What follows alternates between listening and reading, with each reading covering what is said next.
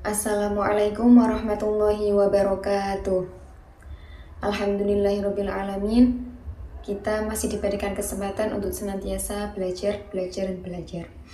Pada kesempatan kali ini, saya akan mempresentasikan atau membahas mengenai tafsir Al-Quranul Karim karya dari Profesor Mahmud Yunus. Tafsir ini itu merupakan salah satu karya penting dalam sejarah tafsir di Indonesia. Karena apa?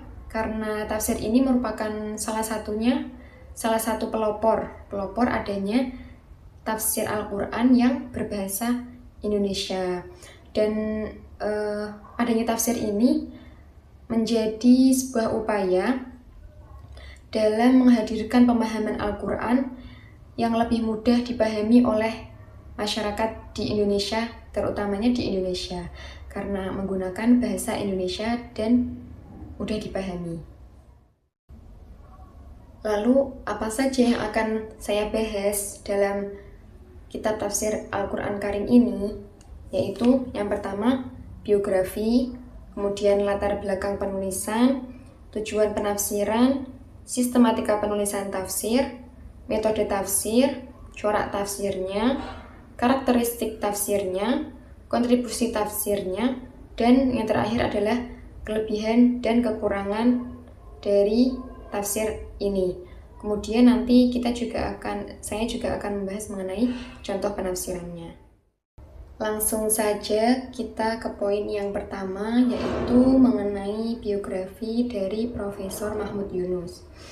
Beliau ini merupakan seorang ulama, seorang tokoh yang berasal dari Sumatera Barat. Beliau lahir di Batu Sangkar pada tanggal 10 Februari 1899 dan wafat pada tahun 1982. Beliau ini dikenal sebagai pembaharu Islam, pembaharu pendidikan Islam di Indonesia yang memiliki kontribusi besar dalam bidang penulisan tafsir di Indonesia. Jadi sangat berpengaruh dalam sejarah dari penulisan tafsir di Indonesia.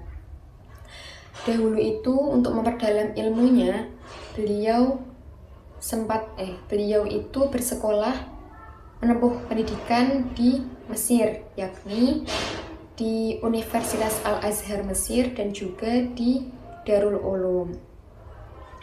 Dan selain beliau ini selain menulis tafsir, beliau juga menulis sebuah kamus Arab Indonesia yang mana saat ini masih banyak digunakan oleh pelajar di Indonesia. Kita lanjut ke poin yang kedua, yakni latar belakang penulisan tafsir Al-Quran Al-Karim.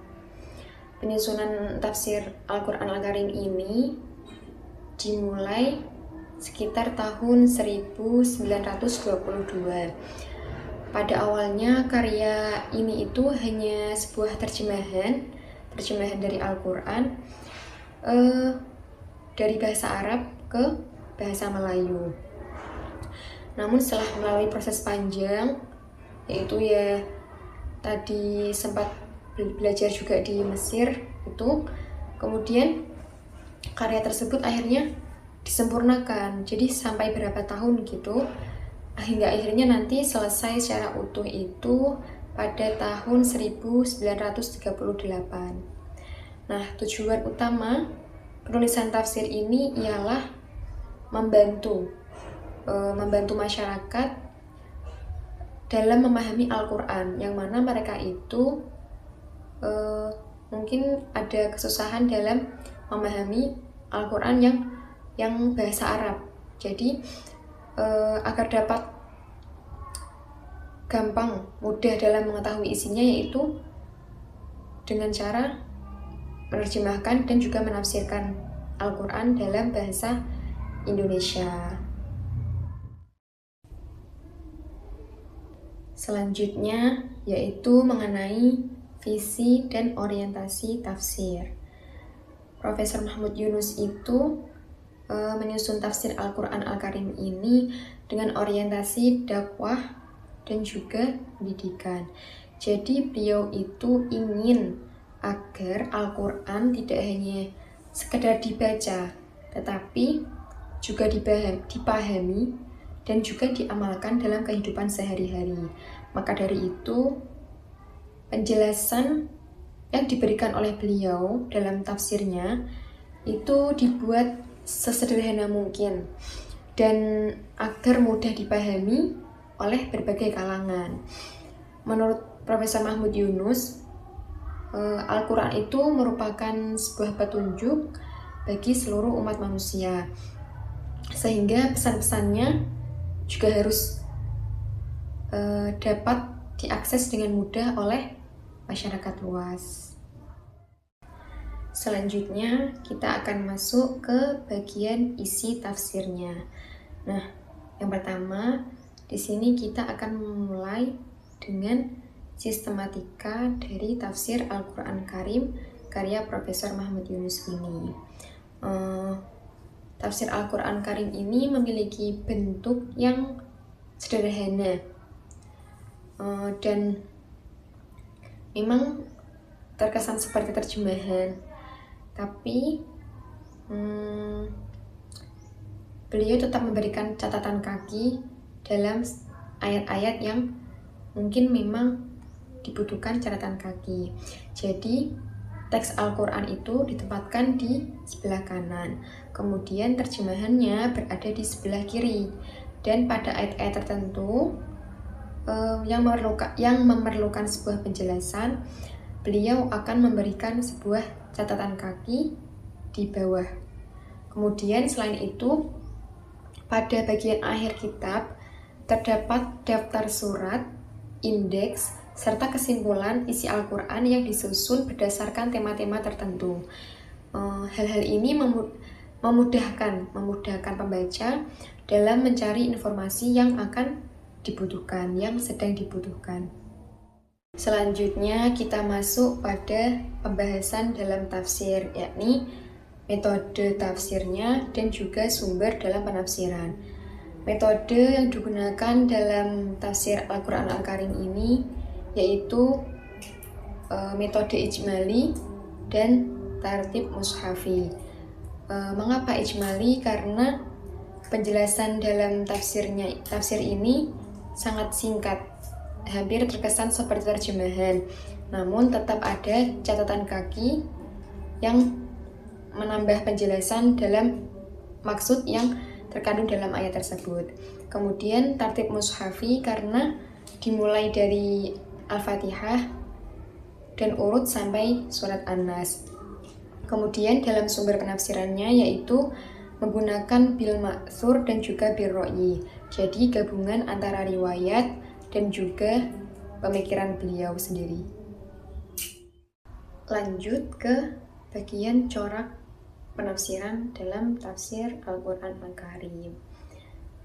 Jika corak yang paling menonjol itu mungkin adalah corak adab ijtimai atau corak sosial kemasyarakatan.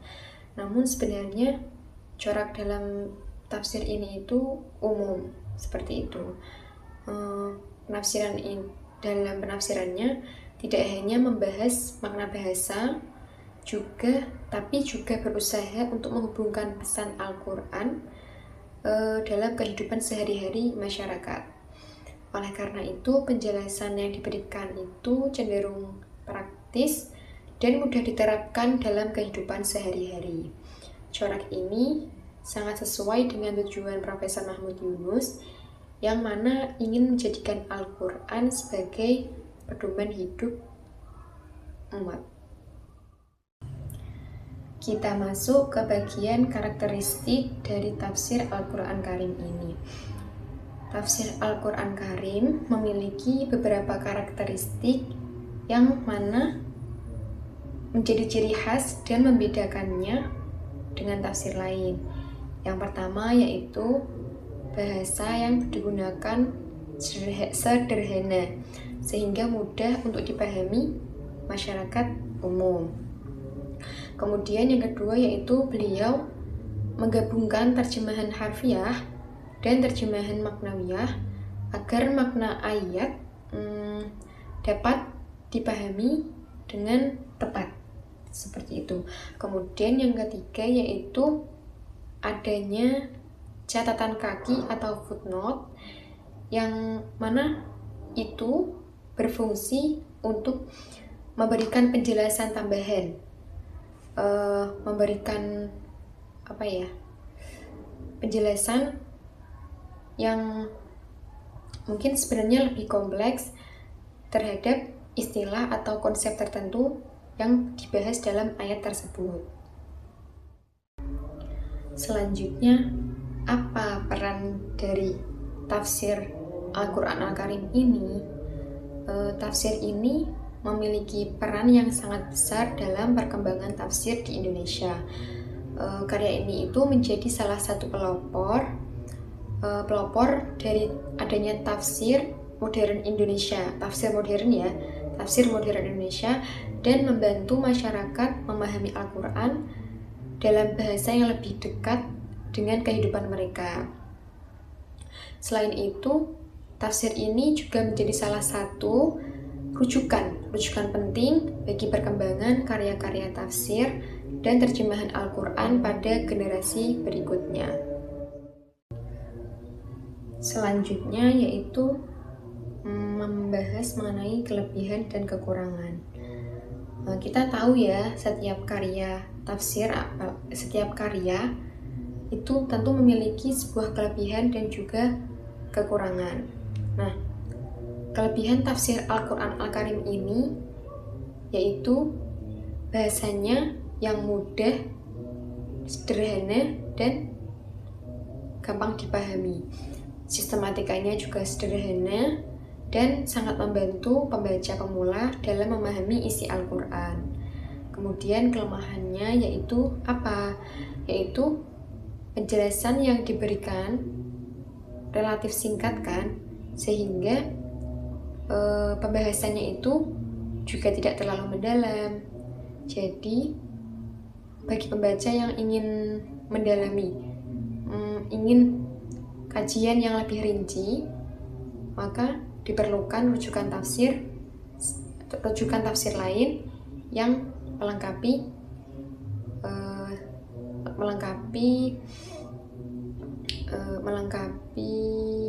pemahaman, seperti itu.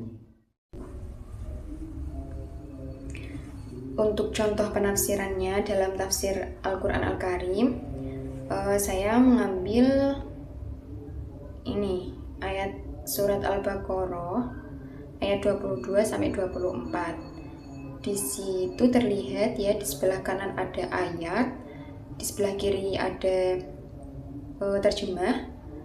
Kemudian di bawahnya itu ada keterangan atau catatan kaki dari ayat 22 sampai 24 halaman 6. Nah, itu adalah penjelasannya atau tafsirnya. Kemudian itu ada di bawah sendiri ada tanda 1 dalam kurung.